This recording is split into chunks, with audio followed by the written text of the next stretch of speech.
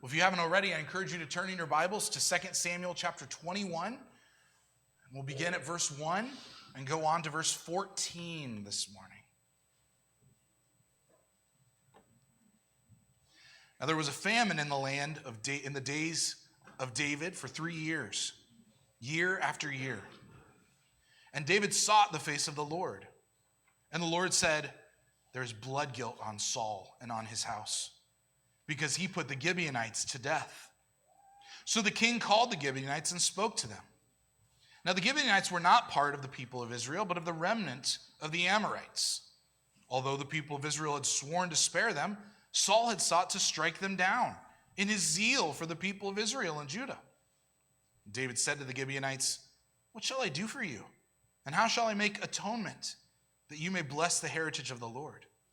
The Gibeonites said to him, "It is not a matter of silver or gold between us and Saul or his house. Neither is it for us to put any man to death in Israel." And he said, "What do you say that I shall do for you?" They said to the king, "The man who consumed us and planned to destroy us, so that we should have no place in all the territory of Israel, let 7 of his sons be given to us, so that we may hang them before the Lord at Gibeah of Saul, the chosen of the Lord." And the king said, "I will give them." But the king spared Mephibosheth, the son of Saul's son Jonathan, because of the oath of the Lord that was between them, between David and Jonathan, the son of Saul. The king took the 2 sons of Rizpah, the daughter of Aiah, whom she bore to Saul, Armoni and Mephibosheth, and the 5 sons of Merab, the daughter of Saul, whom she bore to Adriel, the son of Barzillai, the Maholathite. And he gave them into the hands of the Gibeonites, and they hanged them on the mountain before the Lord. And the 7 of them perished together. They were put to death in the first days of harvest, at the beginning of barley harvest. Then Rizpah, the daughter of Aiah, took sackcloth and spread it for herself on the rock, from the beginning of harvest until rain fell upon them from the heavens. And she did not allow the birds of the air to come upon them by day, or the beasts of the field by night. When David was told what Rizpah, the daughter of Aiah, the concubine of Saul, had done, David went and took the bones of Saul and the bones of his son Jonathan from the men of Jabesh Gilead, who had stolen them from the public square of Bethshan, where the Philistines had hanged them on the day the Philistines killed Saul on Gilboa. And he brought up from there the bones of Saul and the bones of his son Jonathan, and they gathered the bones of those who were hanged, and they buried the bones of Saul and his son Jonathan in the land of Benjamin and Zillah, in the tomb of Kish, his father. They did all that the king commanded. And after that, God responded to the plea for the land. Church, this is the word of the Lord. Thanks be to God. Always seems to be that on the Sundays that we have no junior worship, where we intentionally invite kids who are older than nursery to join us in worship, that we have some of the most difficult passages. But I want to take a moment to remind you, church, that we hold to this value of expository preaching. We believe that God's word is exactly what we need, even if we come to it as a passage such as this and go, "Huh?" You might not be going, "Huh," this morning. You might be going, "Oh." It might cause a disturbance in your heart to read the word of God. If you're doing a reading plan throughout the year, reading through perhaps the whole Bible, you will come to this passage. And you'll have to say, "Huh?" or This is difficult. It's difficult to take this and turn it into something that we say we need to hear this morning. So I'd encourage you to, even as we're looking at this passage, to pray that the Lord would illuminate this text to your own hearts.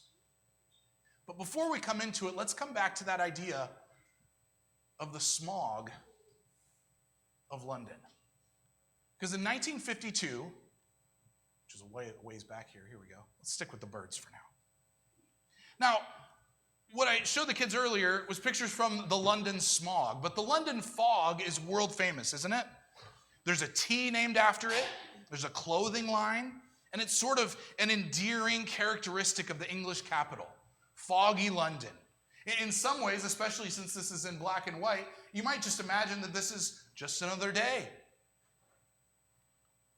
But in 1952, the city didn't have a fog problem, but a smog problem. London experienced an especially cold winter.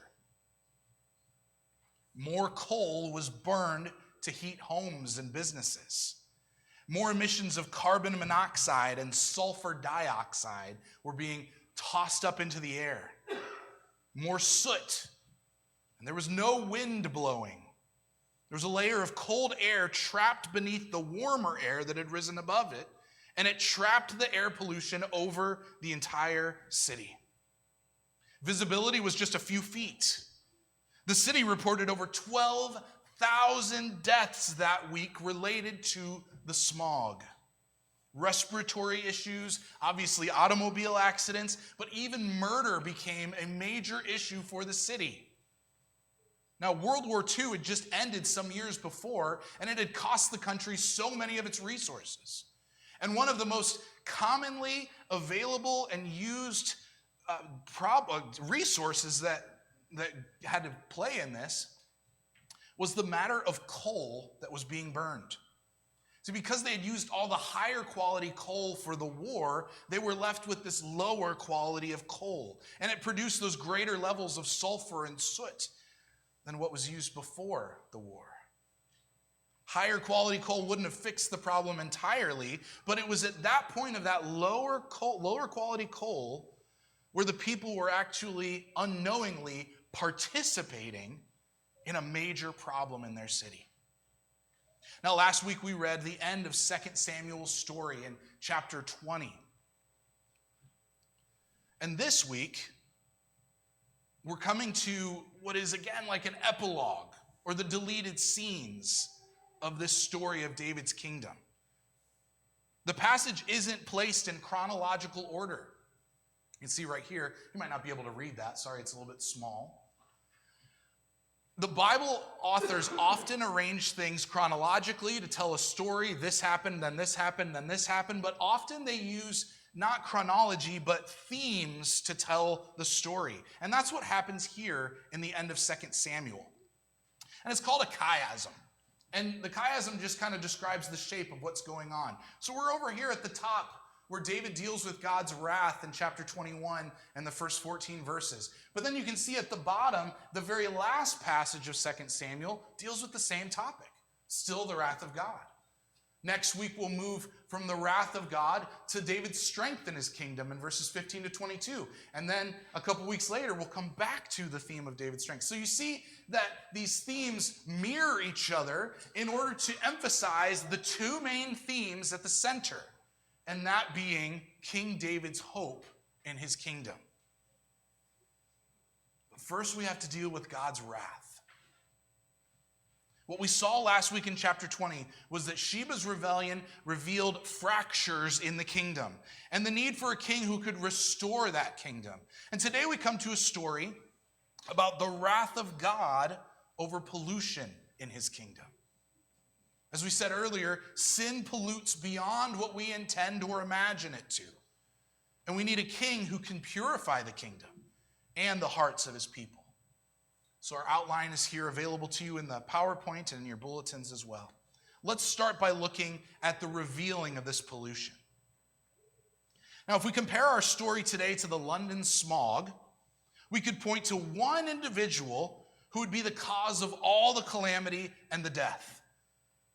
In other words, it was Saul who was burning bad coal.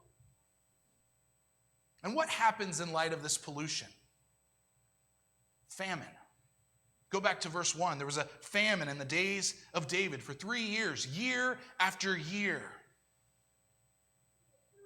This famine, we find out, is a result of Saul's blood guilt. David prays after these 3 years are over, because this was a long famine. This was more than just a bad crop season. This was a continuation that led David and others in the kingdom to say, I wonder if God is actually doing something with this. Now, as an aside for just a moment, we need to be careful when attributing natural disasters to God. We see it all the time. Whenever there's a tornado or a hurricane or an earthquake, there's always some part of the country or that place that say, this is definitely God's wrath explicitly poured out on some particular issue. But one thing that the Bible shows us in regards to natural disasters and God's wrath is that if that disaster has to do with God's wrath, and if we're supposed to know it and do something about that, God lets us know. So it's important for us not to just throw around this idea of like, oh, this is definitely God's wrath and we need to do this. No, David does the right thing. He asks God what's going on. He sought the face of the Lord and discovered Saul's pollution. There is blood guilt on Saul and on his house because he put the Gibeonites to death. Now, before we go any further, another thing that's in your bulletin again this week is a little word bank of different characters that are important to this story. So that might be of help to you as we go through this book where there are so many different names being dropped and included in these stories. But as regards the Gibeonites, it was many years earlier when Israel entered the land of Canaan and were told to wipe out all the people living there. Now, the Gibeonites knew that Israel was coming through and destroying all these people, and so they came up with a plan. We're going to trick Joshua, who was the leader at the time, and we're going to trick Israel into thinking we don't actually live here. We're going to act like we're just traveling. We're nomadic. We're just passing through. And by their deceit, they tricked Joshua and Israel into promising them, making a covenant, that they would not destroy the Gibeonites. Now, of course, they found out afterwards and they said, wow, you tricked us, but what can we do? We've made a covenant before God. And that is why Saul has blood guilt for trying to kill the Gibeonites. The Gibeonites lived among Israel. And it's very likely that Saul's zeal that is mentioned here in our text for Israel and for Judah was a desire to purify the land.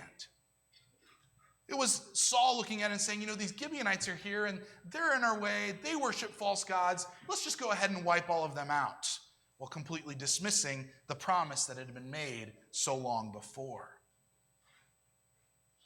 See, Saul wanted to purify the land. He wanted to be the king that could bring purity to the kingdom and to the hearts of his people, and yet he ends up polluting it even further. If Saul did this so long ago, though, why is God's wrath only now coming upon Israel? I think Numbers 14:18 is really helpful for us here. There, the Lord declares to Moses, the Lord is slow to anger and abounding in steadfast love, forgiving iniquity and transgression, but he will by no means clear the guilty, visiting the iniquity of the fathers on the children to the third and fourth generation. Now, this is where, as I think about teaching this passage, I go, why am I making this harder for myself? This passage was already hard enough. Why bring another one in here? Oh, God is slow to anger. He's abounding in steadfast love. He forgives, but he also doesn't clear the guilty. And on top of that, he brings judgment or wrath on the children for the father's sins. Even, he says, to the third and fourth generation. We'll deal with that later. The first thing we need to get from this very important description of God is that the Lord is patient. He is patient. Why is it that Saul did this so long ago, and only now, once David has begun his kingdom, is the Lord bringing this famine on here? It is because he is patient, and he is patient in his justice. He will at times visit the iniquity of fathers on their children. Wrath will come on another party. That's difficult for us. But we read of him doing that throughout Scripture. It's not an unusual thing. For now, we need to accept that in a life where we want to submit to God, we have to trust that his wrath, his justice, his mercy, and his love are not for us to command in whatever scenarios we like. So if we read this and we have a problem with it, we say, wow, why is God doing this? It may be important for us first to say, why is it that I think I might deserve mercy? Why is it that I might put myself in that first category? What have I done to deserve that? Or even beyond that, why is it that when I think of people that I want to see receive God's mercy, that I think they should in fact do that? This is a tough passage. God is slow to anger, but when his anger, his wrath appears, it very easily makes us go, huh? Why? His ways are not our ways. And if we look at this passage and we say, okay, he visits the sins of the fathers on the children, how does that apply to Saul and the nation Israel? Well, there should be a passage after this. Here we go. Deuteronomy 28:36. The Lord will bring you and your king, whom you set over you, to a nation that neither you nor your fathers have known, and there you shall serve other gods of wood and stone. See, this passage here is in a description of how God is going to give a consequence to his people should they disobey his word. And he attaches the nation, Israel, to the king whom you set over you.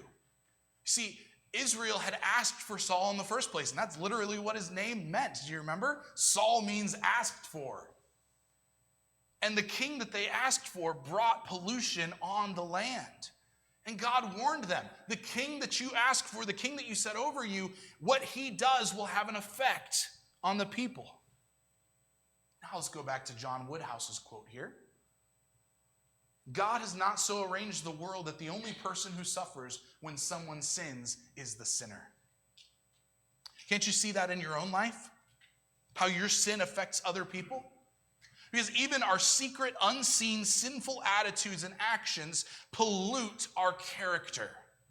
It results in fits of anger, of impatience, of lack of compassion.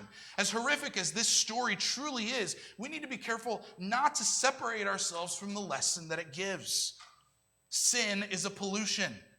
It cannot be contained in the life of an individual, no matter how hard you try. The sinful tendencies that we allow to pollute our hearts, we so easily say, I think I can just keep this to myself. I will get my act together before I interact with anyone else, and no one will know otherwise. It just simply isn't the case. The smog of sin will cover our whole lives, and whether we mean to or not, it will affect our loved ones. So David goes to the Gibeonites to find a solution. The Gibeonites are clearly trying to avoid further conflict in their conversation. He says Israel shouldn't have to pay for this. It should be the one who tried to destroy us. So David says, what do you want? They ask for 7 sons of Saul to be delivered to them and hanged on the mountain before the Lord. What are they asking for? A sacrifice. And David agrees. As he said in verse 3, he's looking to the Gibeonites to bless Israel, to undo this famine. Everyone is suffering because of Saul's sins.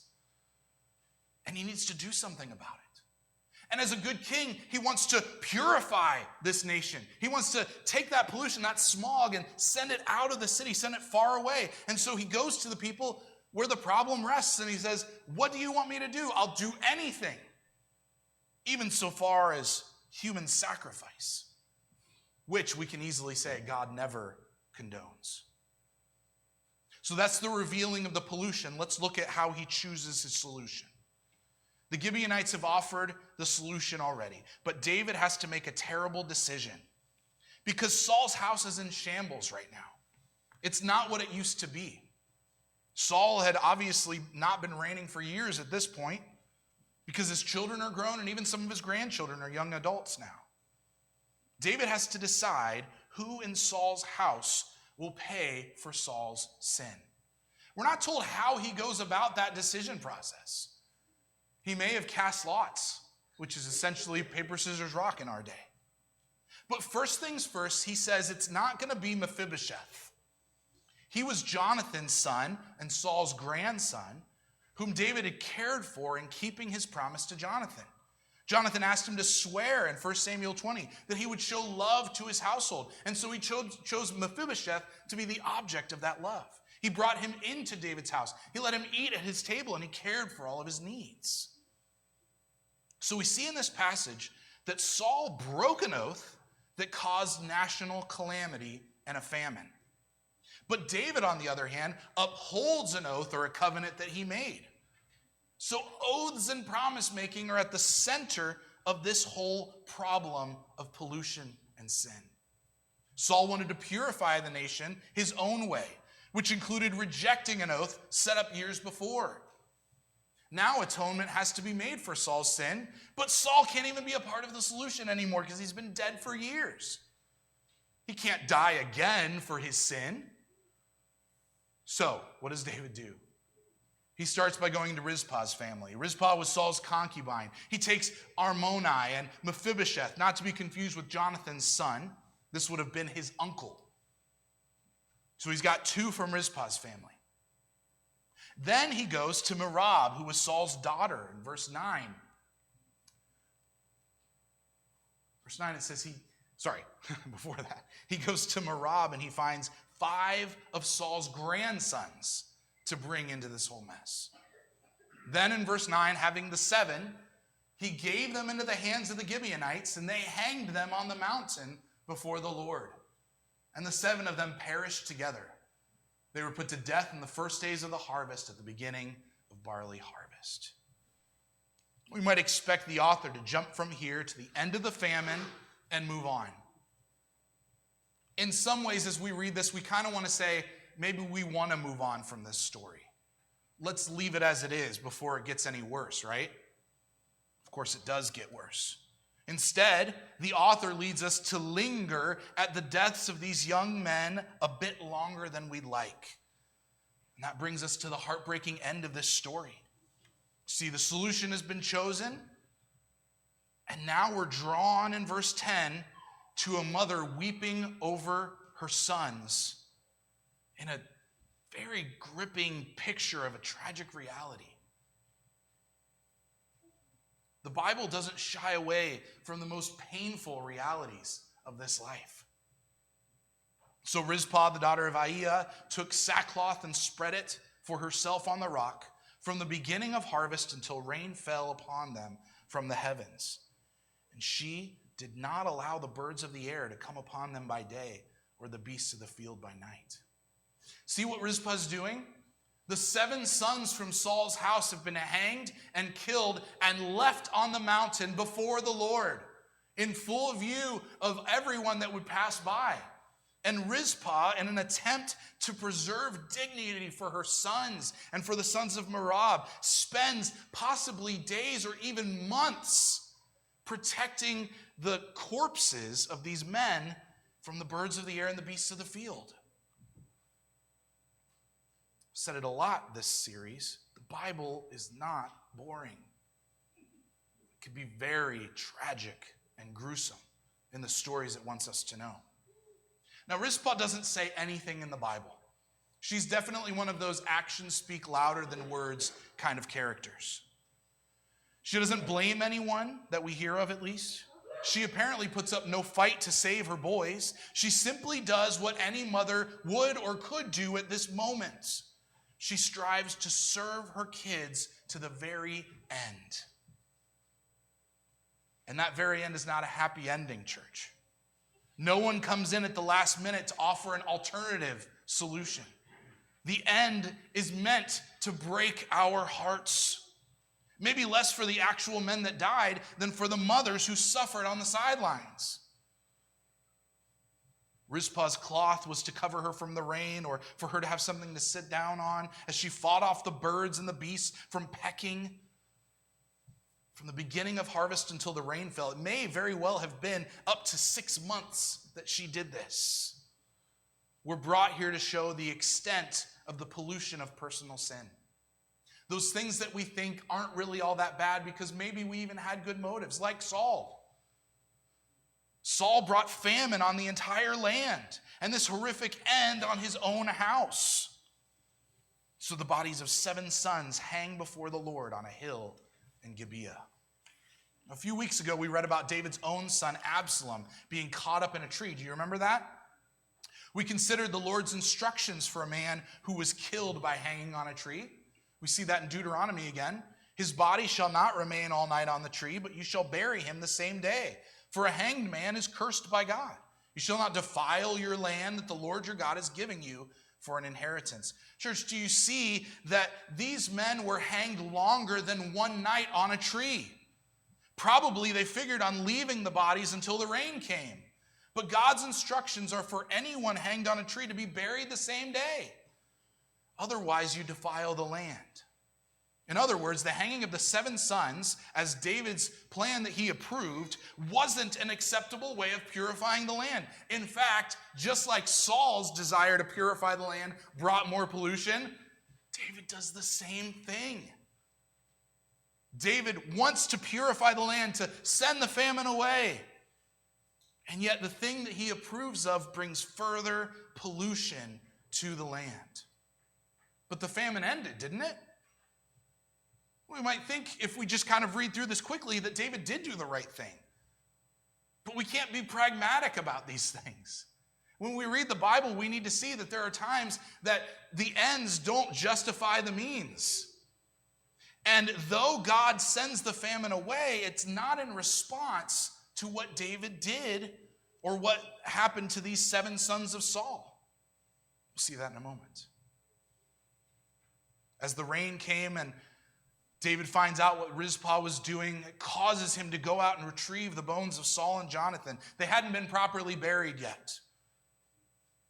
He takes those remains and the remains of the 7 sons and buries them in Saul's father's tomb, joining Rizpah in seeking dignity out for these boys. Clearly, David is affected by Rizpah's love for her sons. We don't know if he felt guilty about it. Maybe he was just reminded about Saul and Jonathan needing to be honored as well. It's not entirely clear what his motivation was, but in the end, he sought to honor Saul, even though the famine was Saul's pollution. So the famine is over in verse 14. But what is it that God is responding to? See, we read in verse 14, at the very end there, after that, God responded to the plea for the land. You can notice that the after that sounds like it's a cause and effect. They buried the bones of Saul and his sons and the others, and after that, or because of that, God responded to the plea for the land. But in the Hebrew here, what we don't have is, we do not have a cause and effect. We have simply sequence. We have this happened and then this happened. So the ESV commentary is helpful in this when it says that if there is any causal linkage, it would be with the removal of defilement from the land and nothing else. Not that God approved of this terrible thing that was going on. Let's go back to Numbers 14 for a moment. Because we saw that God at times visits the iniquity of the fathers on the children, doesn't he? And so is this not in line with what David approved? But if we go to Deuteronomy 24, we see a command specifically to human authority. Fathers will not be put to death because of their children, nor shall children be put to death because of their fathers. Each one shall be put to death for his own sin. Contradiction in the Bible, oh no, what do we do? It's not a contradiction. Numbers 14:18 is describing God's character. Deuteronomy 24 is prescribing human authority and regulations.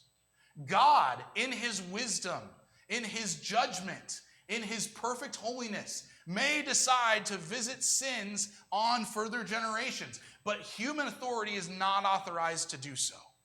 Do you see the difference there? So we have, in our beginning of this story, a king who does the wrong thing with the right motives. And then we have a king who does the wrong thing with the right motives. The king's responsibility was to purify the land and the people from the pollution of sin. But instead of replacing the low-quality coal that Saul was using, David just keeps using the same stuff. We really can't find too much fault in him, though. What would you have done? Now, God won't allow us to remain polluted by sin, not in the context of the church or in our families, and certainly not in our personal lives. That's a good thing. But he will use something like a famine or a thick smog to turn our eyes to him and seek a solution. So like we learned last week, sin festers in fractures of life and it grows into rebellion. But other times it goes almost unnoticed, like the blood guilt of Saul, until a 3-year famine appears. We're talking about these kinds of sins in Sunday school right now. Subtle and respectable sins. Those sins that we kind of don't feel like are all that bad. The ones that we let live rent-free in our hearts and minds. Pride, arrogance, lust, selfishness, judgmentalism, anger. These things that often we too can hide very well. But if you're burning that kind of bad coal to warm your life, to give a sense of comfort, eventually that warmth will gather into smog. The lie of abundance that sin promises will only result in famine. Think about those who died in London because they didn't even realize they were burning bad coal. The days got colder, so they just burned more and more of it. Loved ones, we can't forget that sin doesn't just pollute the here and now, but it can pollute into eternity. We've all come into this world under the penalty of sin, under God's wrath, deserving nothing but his punishment. Worse punishment than a 3-year famine or a 1-week smog. Worse than Rizpah's grief. Jesus describes hell as the eternal home for sinners, as a place where the worm doesn't die and the fire is not quenched. Temporary consequences will lead to eternal ones unless there is an atonement. Unless the pollution of sin can truly be purified. David was right to look for it. We need it, and we know where to find it. Hebrews chapter 9, verses 13 through 14 say this: If the blood of goats and bulls and the sprinkling of defiled persons with the ashes of a heifer sanctify for the purification of the flesh, how much more will the blood of Christ, who through the eternal Spirit offered himself without blemish to God, how much more will that purify our conscience from dead works to serve the living God? Church, it is nothing but the blood of Christ that can purify our consciences. Nothing that we do, because if we rely on our own works and our own plans, we're just adding more pollution to the fire. God's solution for purifying his people wasn't to have someone else's son sacrificed. It was to sacrifice his own son. Only the pure can be offered in the place of the polluted. This is what Christ has done for us by being lifted up on a tree even before the Lord. He removes the smog of our sin and ends the wrath of God by taking it upon himself. This story in chapter 21 is really difficult. Its ending is heartbreaking, but it points us to Jesus Christ so we can move forward in living pure lives before him. I would implore you today, especially as we prepare to take communion together, to take a look at your own hearts. Is there impurity there? Is there something perhaps that you thought wasn't a big deal? Bottled up anger maybe. A confession to a loved one that you hoped could go away if you just ignored it. Maybe you've been going about something in your life, a project or an issue, and not seeking the Lord's will for it, not asking him for his direction.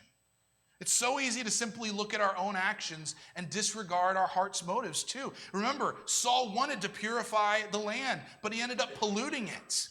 He thought he was doing the right thing, but he didn't consider if it was God's will. We can do the same.